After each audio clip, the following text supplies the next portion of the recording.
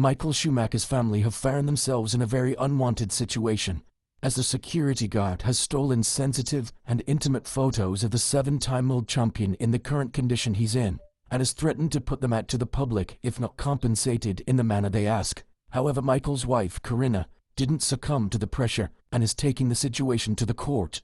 So, with all of this in mind, how will the court approach this situation, and what are the suspects saying regarding their blackmail moves towards Schumacher's family? It's safe to say that one of the greatest secrets in the world of Formula One is Michael Schumacher's health. But right now, it looks like there are more people around him who are ready to provide information in the most illegal way possible, extract it from his hard drive, and publish it if not being properly recompensated by his wife, Corinna. But Michael's wife has been through a lot, and after winning a similar case in the court back in 2017 against a 25-year-old man with a suspended sentence of 21 months given by the court, this should be a case with greater proportions, because there are 3 people involved, and all of them had personal relationships with Michael's family.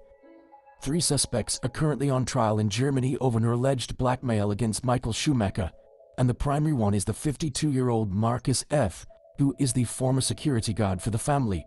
Prosecutors allege that he stole around 1,500 photographs and 200 videos of Schumacher. And if we're to look at the history of Michael ever since he sustained the head injury, it's safe to say that this could cause massive turmoil in his family.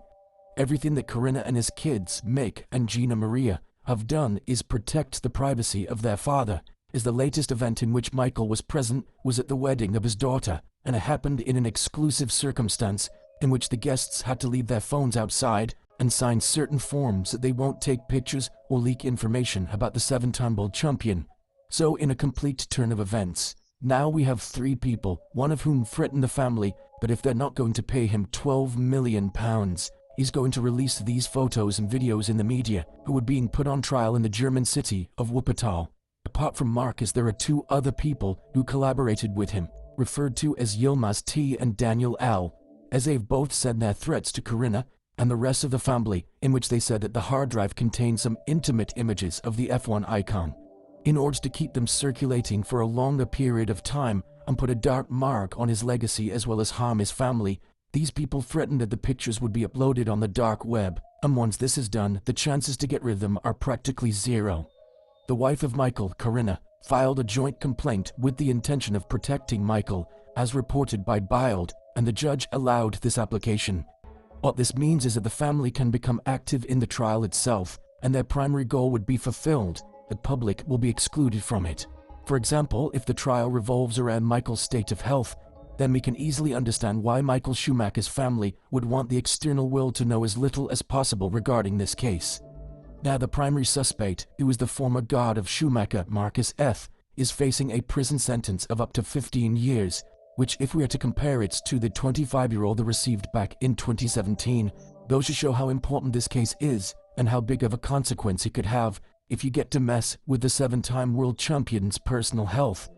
The belief is that he won't receive this penalty because it's the absolute maximum, and he's already given his apologies to the family, and on top of that, the accused trio did not go through their threats despite the email that they've sent showing proof of the stolen material with which Schumacher's family was able to start this case in the first place.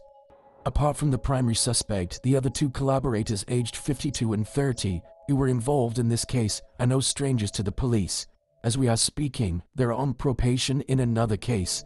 Therefore, Schumacher's family might have entangled themselves in a serious situation in which there might be a lot of bigger consequences for Michael's health and privacy as we speak.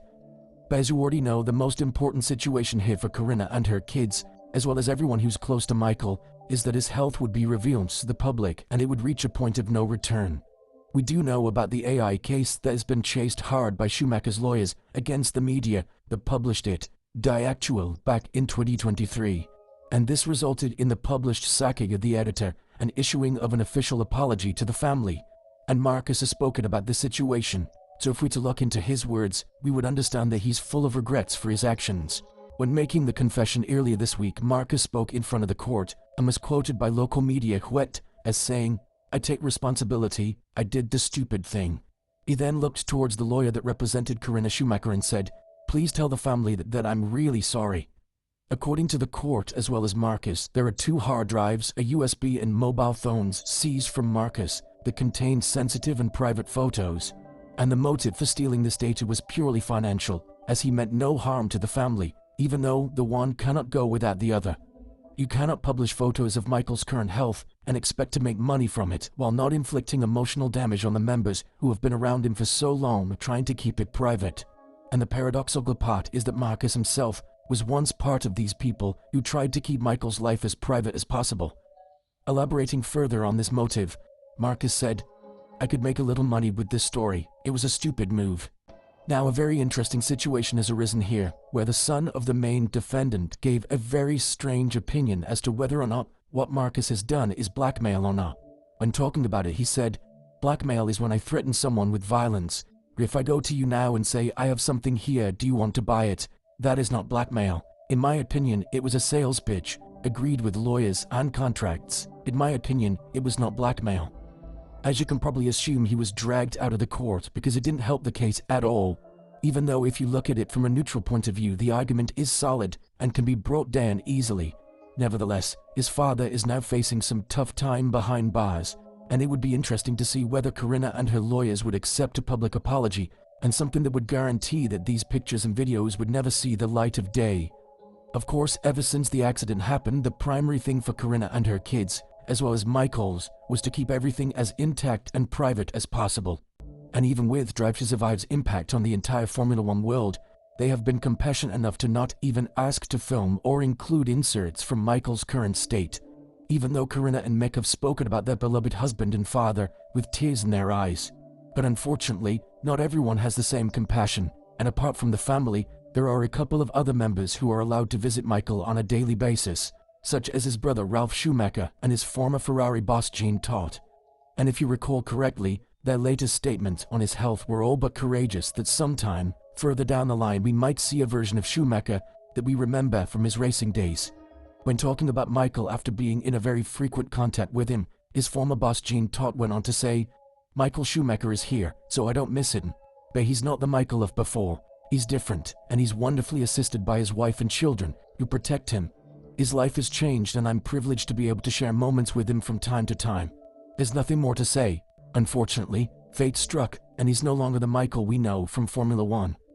Ralph has gone on with an even more emotional statement as he admitted that he misses his brother painfully amid everything that's happening with their lives right now. But I believe that Mick is the one who would give anything to have a word or two with his father regarding his racing career, as I highly doubt that it would have gone the way it did had Michael been there as his mentor. Mick entered Formula One with a great burden on his shoulders, wearing Schumacher's surname. And it sure did take its toll, something that he did admit in the documentary Drive to Survive. So all of these court actions are something that the family might be occupied with for quite some time, given the fact that there are people who are very inconsiderate when the money factor comes knocking at their door. With all of this in mind, do you think that Schumacher's family will win this court case with ease? And furthermore, do you think that there's any way these sensitive and intimate photos from Michael will reach the public, even though an apology and a promise have been given by the man who stole it in the first place? Let us know in the comments below, and if you're interested in these latest developments of events between Seitz and Williams, make sure to click on the video that's appearing on your screen right now.